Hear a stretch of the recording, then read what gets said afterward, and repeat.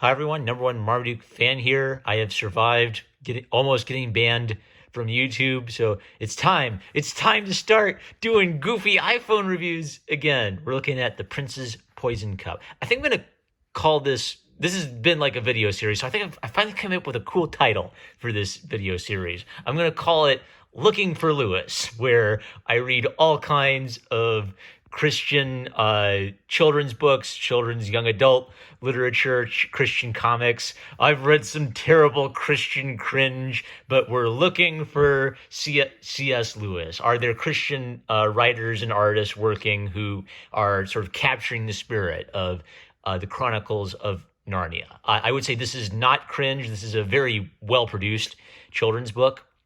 So I would recommend it. Maybe my one...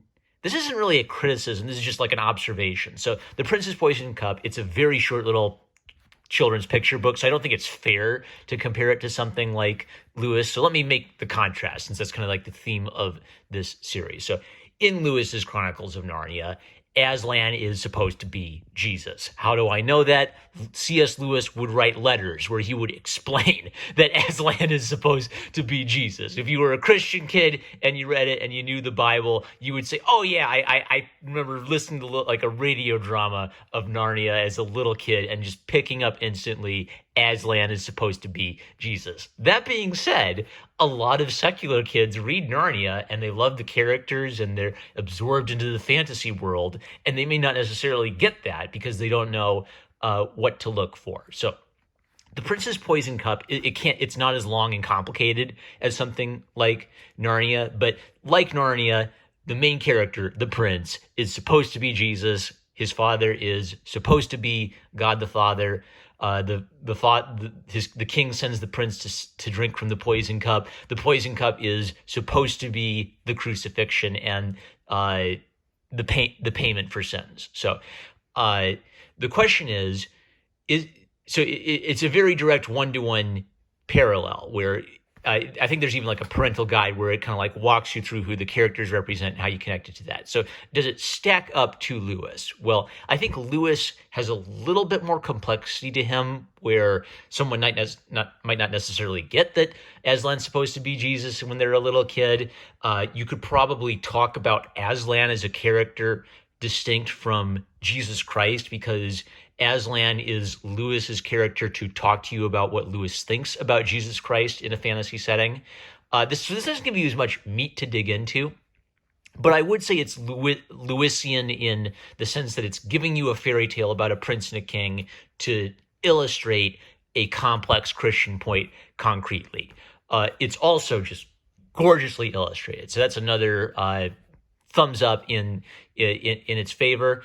Just not it can't be based on the length of it. It can't be as complex as something like Lewis. So that's the only thing is this is probably more a book for like a parent to use as a tool to talk to their kids about the themes of the Bible in a short story book. So let me flip through it and just show you some of the gorgeous art by Justin Gerard, a very warm art style, also like a good sense of character. So there's like a story within the story where Ella doesn't like taking her medicine. It's gross and bitter. So she talks to her grandpa about it and asks him, and he starts telling her a story about how a prince had to drink from a poison cup, and drinking from the poison cup actually served a good purpose. So one question for parents to consider is, like, for Christian parents specifically, is how strict are you on like depictions of God? So the king, the father is supposed to be God the Father. I'm of the opinion that this is supposed to be a king in a fairy tale. It's not literally supposed to be God the Father, even though it's representative of it. If you're like super strict about, I don't know, Second Commandment or depictions of God, you might not like that. It doesn't bother me personally.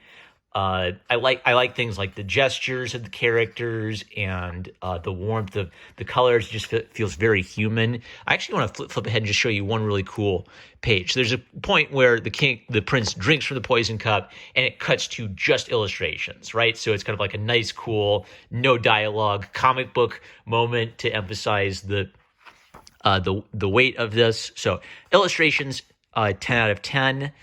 I want to talk a little bit about the theology of it. So R.C. Sproul, the late Reformed teacher. So I've listened to R.C. Sproul's regular, like not his children's book, but just like his sermons and lectures. So I think his gift as a teacher is a lot of theology is complex and seems abstract. So if a theologian says substitutionary atonement, you think, oh no, what is this stuff? Why should I care about any stuff? So Sproul's gift as a teacher is he would explain what the 3-syllable words mean in Christian theology, and I think he had a gift for finding illustrations for the concepts so you could concretely wrap your mind around it. And I think what a good teacher does is he persuades you to care about it. So I remember as a teenager, R.C. Sproul was the person who said, I should care about Christian theology. This stuff is actually very interesting. So I have a lot of love for him as a teacher, and that's reflected in his work. He wants this fairy tale to concretely illustrate to children, and probably discussing with their parents, the idea of substitutionary atonement. So it tells the narrative, kind of like the overall, what's the big picture of the Bible. So the king makes a garden. He has one rule: do not drink from the fountain. The arch enemy, the stranger lies to the people and convinces them to drink from the fountain. And when they do, their hearts are turned to stone. They're poisoned by it. They flee from the king to form their own city in rebellion to him. One of the things Sproul does theologically that's interesting is he makes a point of emphasizing the idea of the wrath of God. And this is a controversial point because nobody likes thinking about or talking about God's wrath. I actually kind of remember a few years ago, there was a big controversy over one of the old Christian hymns where it had the line, the wrath of God was satisfied, and some churches felt uncomfortable with that and wanted to change it to the love of God was magnified. So kind of like the big question is, does the death of Christ only represent an act of love by God? I love you so much, I'm going to show you how much I love you by having my son die for you. Or does the death of Christ accomplish a payment for the penalty of sins by satisfying the wrath of God? So one of the big ironies of the wrath of God debate is people get uncomfortable talking about the wrath of God, but doesn't God get mad at really bad sins? So what satisfies the wrath of God? So in Sproul's view, of course, Christ's death satisfies the wrath of God. That just kind of stood out to me. It's actually it isn't discussed much. So it's almost like this is a fairy tale. He's got to drink the poison cup to save the people. That point doesn't get discussed. So if you have a kid ask, why does God have wrath about sin? That's not addressed in something like this. So that would be something more like a Christian parent would have to have that dialogue with their kid, expound on some of that point. It just stood out to me because I sort of saw Sproul's theology of the cross coming up in the fairy tale itself. Of course, as follows the Christian story, the Christ dies on the cross, the prince drinks from the poison cup and dies. The king arrives to raise his son back to life, and when the son is raised back to life, he's healed the water, he's fixed the poison, right? So now they can drink from the cup and have eternal life. So this is connecting to two really clear biblical ideas. So Christ in Gethsemane says, let this cup pass from me. Shall I not drink the cup that the Father has given me? In John. So Christ, the Bible itself uses the metaphor of drinking a bitter cup to represent what Christ did on the cross. Sproul takes this metaphor and he creates a fairy tale story centered on that one idea. I even kind of like the framing device of like the granddaughter and her grandpa, and there's even like a cool hint that the granddaughter gets the connection and she knows who her grandpa is talking about. So it's sweet, it's beautifully illustrated. It's not like a complex work of art. So what I would do is like imagine a different kind of fairy tale. So if you imagine a different kind of fairy tale, you could throw all of like these kooky curveballs that don't have anything to do with the Bible, but then still have the overarching point be to illustrate a biblical principle. I think Sproul, as a teacher, he wants clarity. So he basically wants a parent talking with their child to be able to connect every element of the story with a biblical idea. So if I were writing, I'm more of the like throw curveballs at people in your art sort of school of thought. I think there's a lot of value to Sproul's school of thought because this works beautifully as a kind of parent-to-child discussion device, because you're not going to have like weird different things that don't have anything to do with the Bible. So basically, the long and short of it is, I think this is going to be a very useful resource for Christian parents. Beautifully illustrated. Is it the next C.S. Lewis's Chronicles of Narnia?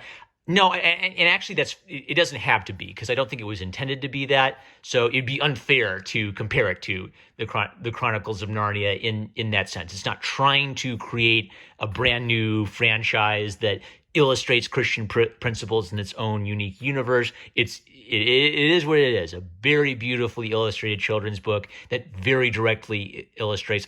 Actually, I think that is kind of admirable that Sproul tried to find a way to illustrate a very specific, very complex point in Christian theology at a child's level. In some way, that's kind of like what Jesus did, right? Like all of those parables with like the son coming to the the vineyard, and the guys at the vineyard killing the son because they wanted to rebel against the owner of the vineyard. That kind of, like, Jesus liked parables, so I think parables have a very appropriate use in Christian households. So I would recommend it, and that's it. That more goofy. There will be many more goofy Christian comics and goofy Christian stuff for me to talk about in future. We're back with goofy iPhone reviews. I can't believe it. I'm no more Marmaduke fan. I love you guys. Catch you later.